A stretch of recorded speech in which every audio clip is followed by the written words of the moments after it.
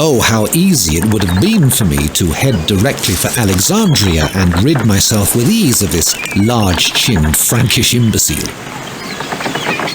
But I was greatly puzzled by the cargo of wood in the ship's hold. Was it intended to build Saladin's fleet? Was it a way of evading the embargo decreed by the Lateran Council? Why then should the Venetians set forth from the port of Saint-Jean d'Acre to the citadel of Kerak, carrying all this wood? What a fine riddle for my crafty mind to solve. I quickly noticed, on docking at Saint-Jean d'Acre, that even the cheers of the crowd, assembled on the quays in great excitement, were motivated by the arrival of this mysterious wood.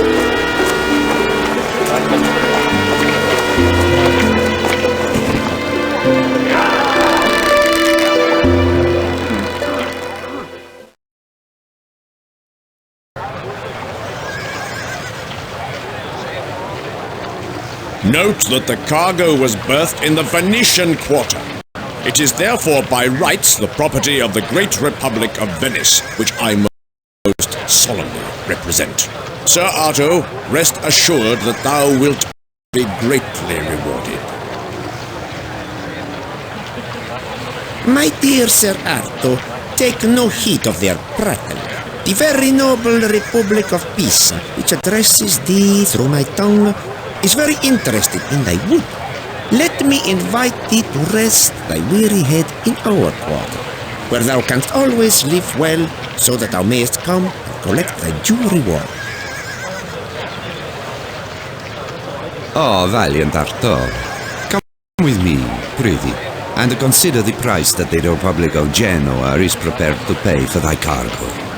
Please, accompany me to our quarter.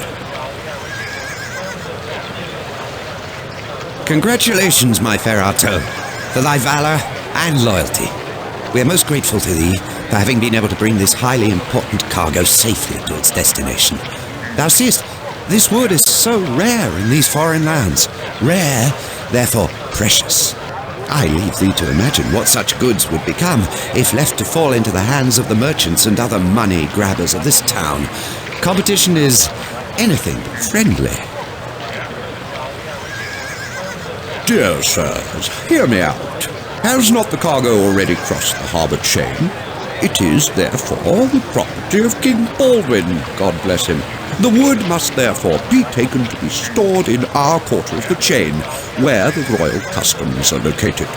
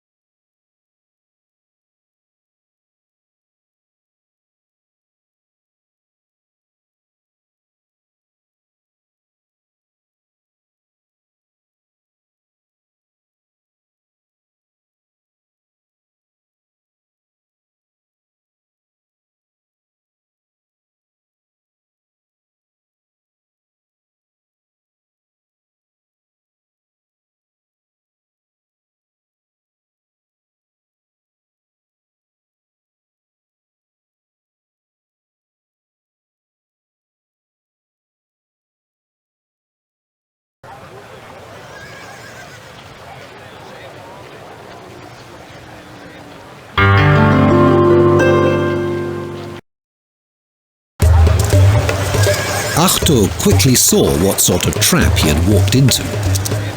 Unfortunately, this warrior was far more at ease with his sword than with his tongue, argumentation not being his strong point.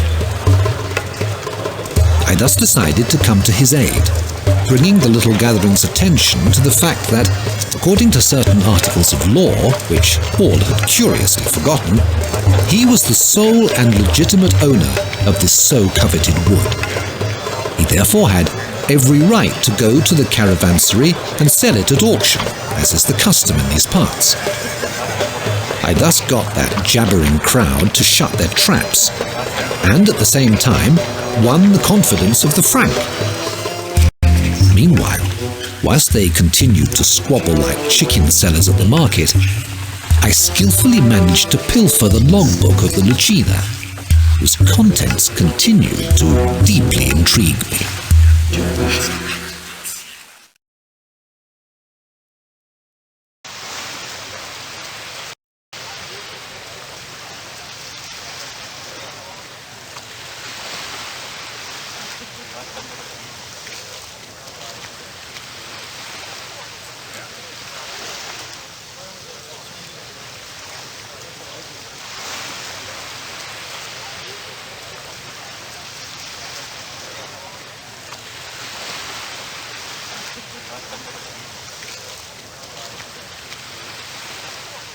Come on, you porters! Make haste in unloading this vessel. Its wares will not sail all by themselves.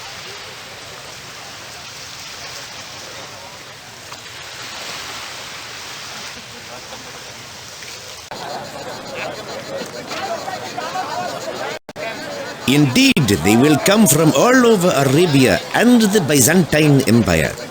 I have even heard a rumor that the barons of the Holy Land will take part in the auction. True, this wood is most apt for the construction of war machines, defenses, and other various weapons to keep the Ghazis of that dastardly Saladin at bay.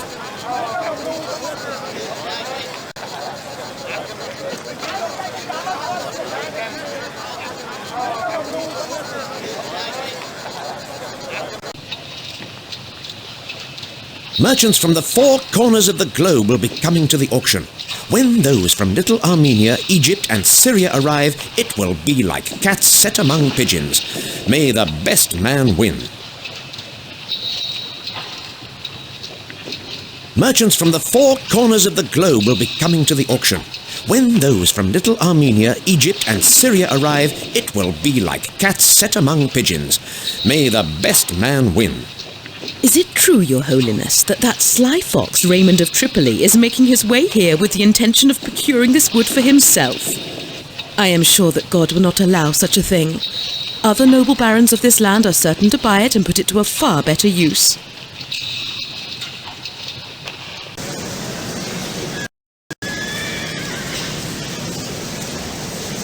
What a hubbub!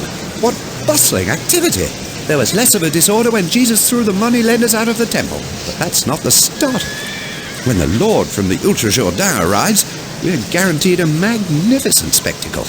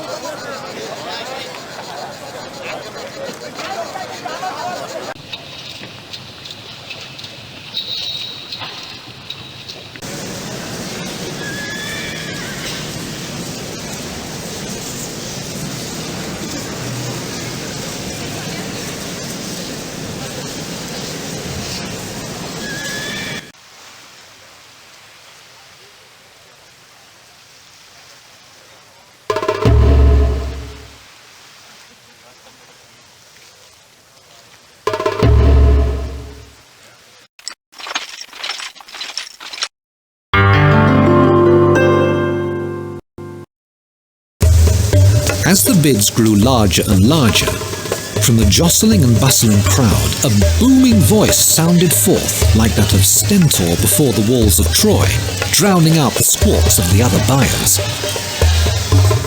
Reynald de Chatillon had just appeared. As usual, his arrival sparked a wave of excitement, and his bid carried off the goods. Filled with fury, the Genoans, Pisans and Arabs stormed off.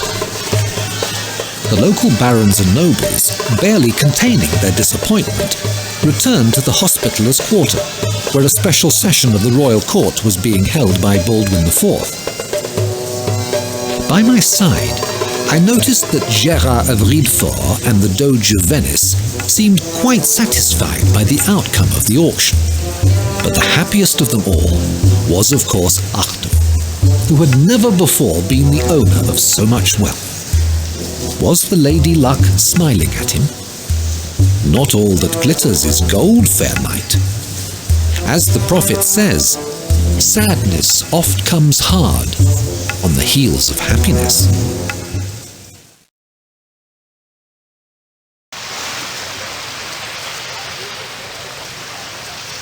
The shrewd Saladin knows that the kingdom's forces are not sufficient enough to fight on two fronts at the same time, in the north and in the south. Only the noble Baron of Tripoli is able, by the use of clever diplomacy, to preserve us from the threat of war.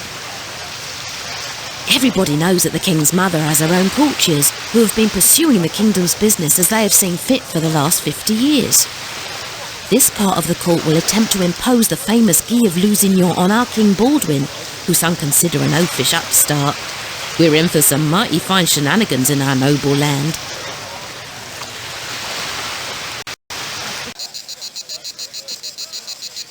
Come, without delay, to the High Court. A great debate will be held on the regency of Lusignan, brother-in-law of King Baldwin.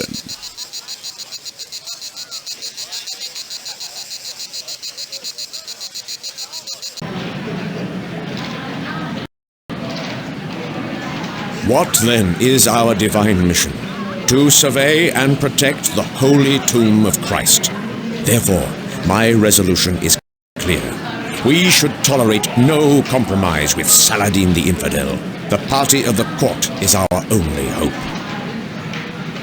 Reynald of Chatillon, that knight with the roguish features, broke the truce. Saladin thus was able to find a perfect pretext to open hostilities with us again. Dost thou remember the attack on the fleet off the coast of Cyprus? When I think that this Reynald is an uncle by alliance to our king, by the grace of his wife, let us hope that the party of the barons carries the day. Our king, Baldwin the Leper, is under much pressure from the nobles, who will use Guy of Lusignan's foolishness and meager military knowledge to their favor in order to oust the regency.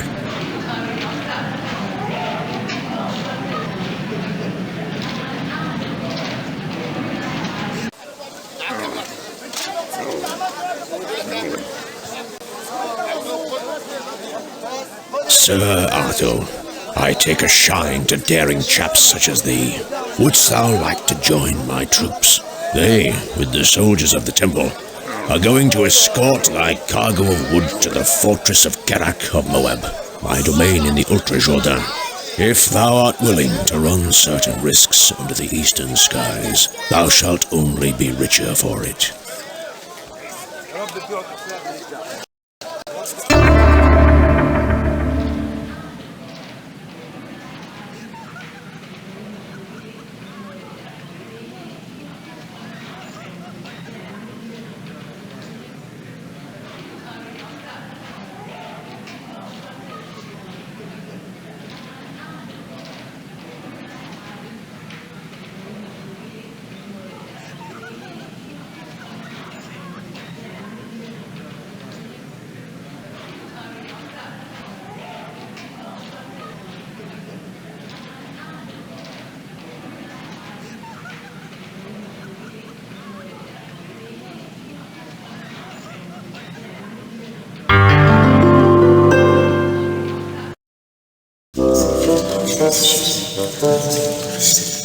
Baldwin's decision was final. Lusignan will not be king. The son of Sibylla, sister of Baldwin, the one that they call Little Baldwin, and who is just 5 years of age, will receive the much-coveted crown. It is rumoured that the coronation will take place at the Temple of the Lord in Jerusalem next winter. Raymond III of Tripoli, for his part, saw his wisdom and tolerance to the Muslims rewarded. He was nominated regent, and is to be at the head of the kingdom until Little Baldwin attains his majority. He will then be acclaimed Great Baldwin V. The party of the court has therefore suffered a humiliating reverse. Its members left the Hospitallers' quarter in great affray. In my humble opinion, such humiliation bodes ill for the future. Peace in the Kingdom of Jerusalem is certainly not for tomorrow. Artaud had quickly understood the opportunity that the coronation would give him. Usually the holy relics are under close protection, yet for the ceremonies they will be exposed and displayed in great pomp. This could be a marvellous occasion to pilfer them. By my faith, Lady Luck is more than just smiling on him. Her arms are flung around him in an amorous embrace. But Artaud was not satisfied with such ephemeral charms. He needed more tangible pleasures. I had been there just one night, when, whilst tailing Artaud, Gérard of Riedefort and Reynald of Châtillon, in one of those side streets where the cabarets shine their crimson light into the night, mesmerized by the intoxicating beauty of all these wenches, I fell victim to a murderous attack.